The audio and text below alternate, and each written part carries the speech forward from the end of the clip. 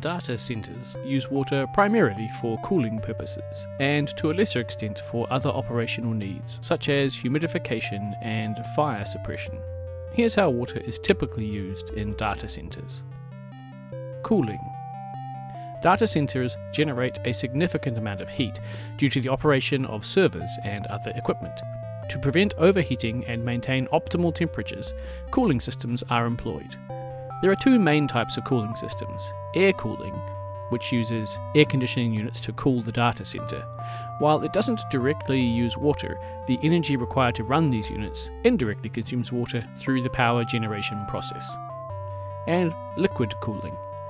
Liquid cooling systems, on the other hand, involve the circulation of water or other cooling fluids through a closed-loop system. This water absorbs heat from the servers and is then cooled before being circulated again. Liquid cooling is more efficient in terms of energy consumption, but does use water directly. Humidification. Data centers often require precise humidity levels to maintain the integrity of the equipment and reduce the risk of static electricity.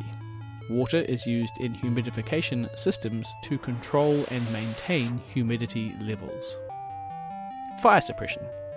Water can also be used as a fire suppression method in data centers. In case of a fire, automated water-based fire suppression systems may activate to extinguish the flames. The amount of water used by a single Google search is extremely minimal.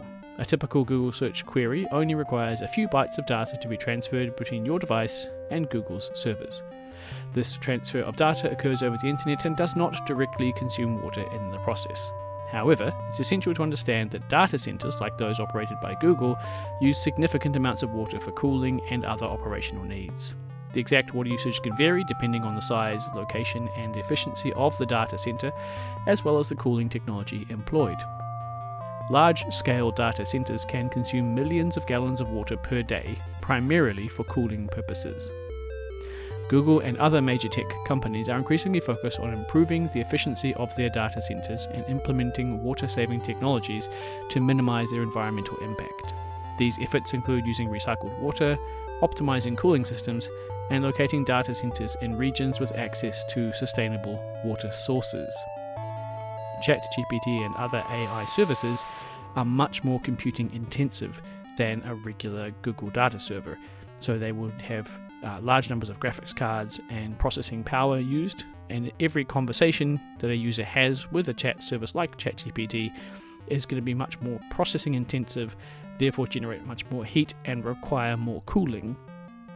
So AI does carry with it an environmental cost, because the processing power that sits behind the AI has an environmental impact in terms of the power it uses and the water that is used in the production of that power and the cooling of the service, the data center where that service is located.